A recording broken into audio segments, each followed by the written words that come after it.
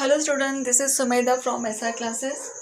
अब मैं आपको एक्सप्लेन करने वाले हूँ यहाँ पे अलजेब्रा का फर्स्ट चैप्टर प्रैक्टिस सेट 1.4 और 1.4 का सेकंड वन एग्जाम्पल। ओके, तो फर्स्ट एग्जाम्पल में मैंने लास्ट वीडियो में एक्सप्लेन किया है ऑलरेडी। सो अब मैं यहाँ पे आपको सेकंड वन एग्जाम्पल एक्सप्लेन करने वाली हूँ। तो सेकंड वन एग्जाम्पल में यहाँ पे solve the following simultaneous equation. अगर फ्रैक्शन वाइज यहाँ पे इक्वेशन होगा तो उसे हम साइमल्टेनियस इक्वेशन में कन्वर्ट करके यहाँ पे वैल्यू x एंड y की यहाँ पे फाइंड आउट करना है। Okay, now first equation is 10 upon x plus y plus 2 upon x minus y is equal to 4 and another equation is 15 upon x plus y minus 5 upon x minus y is equal to -2. Okay, now this one is a two equation. अगर इस तरह का equation होगा तो हमें simultaneous equation में convert करने के लिए हम यहाँ पे राइट करेंगे substituting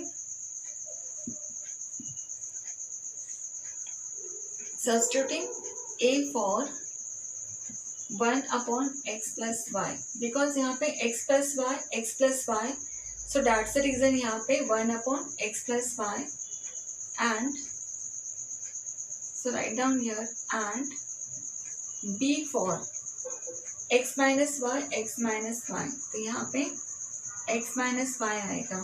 ओके, तो प्रॉपर साइमल्टेनियस इक्वेशन में कन्वर्ट करने के लिए हम first equation 10a plus 2b is equal to 4. This one is the third one equation and another equation is 15a minus 5b is equal to -2.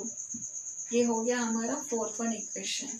अब यहाँ पे value equal करने के लिए मैं यहाँ पे जो स्मॉल वैल्यू है उसे हम ईच अदर मल्टीप्लिकेशन करेंगे। So write down equation 3 multiply by 5 से करेंगे। ओके, मैं यहाँ पे b की वैल्यू इक्वल करने वाली हूँ student. Then 5 10s 50a plus 5 2s 10b is equal to 5 4s 20. This one is a fifth example, fifth equation. Then equation fourth को हम 2 से मल्टीप्लाई करने वाले हैं यहाँ पे। So equation 2 15s, so write down your first equation 4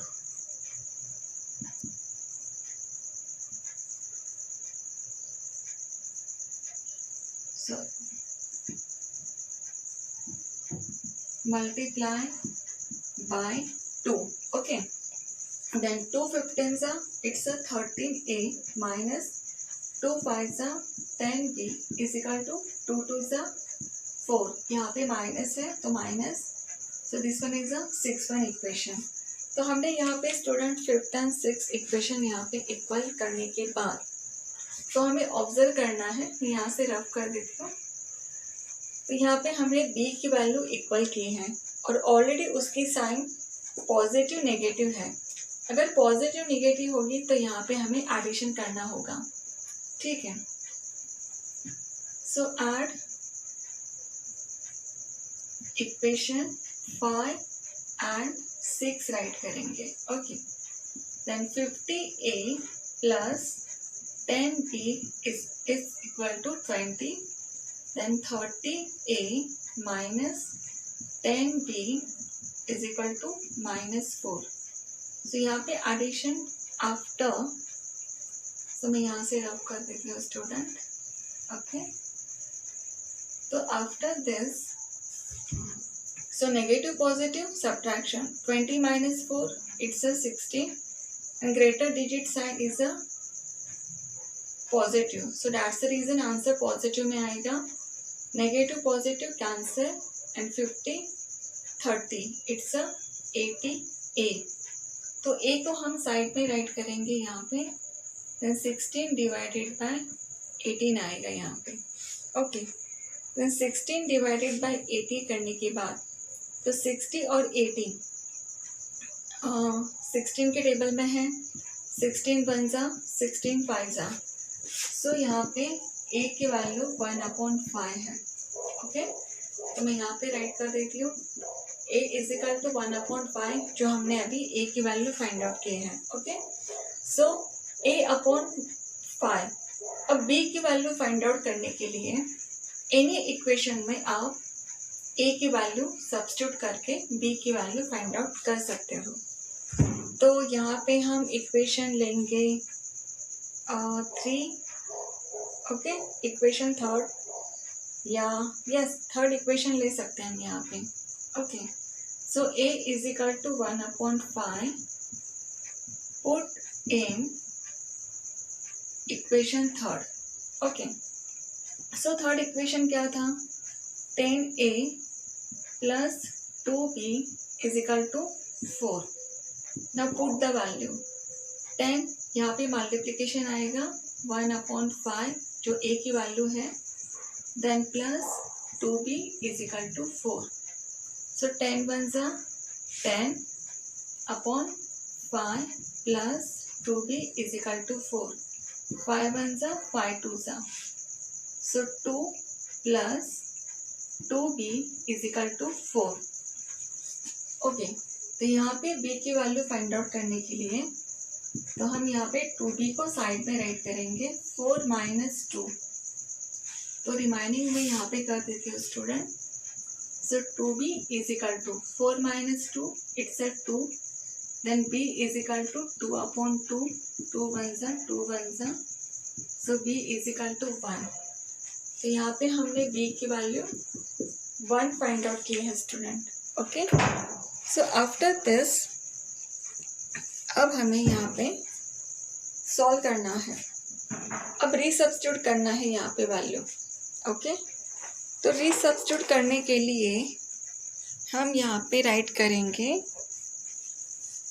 yes मैं यहाँ से रफ कर देती हूँ स्टूडेंट। अब सो आफ्टर दिस अब हमें यहाँ पे a is equal to 1/x and b is equal to x minus y जो हमने स्टार्टिंग में राइट किया था, अब इसमें a और b की वैल्यू यहाँ पे रीसब्स्टिट्यूट करनी है। ओके, तो रीसब्स्टिट्यूट करने के लिए हम यहाँ पे राइट करेंगे फर्स्ट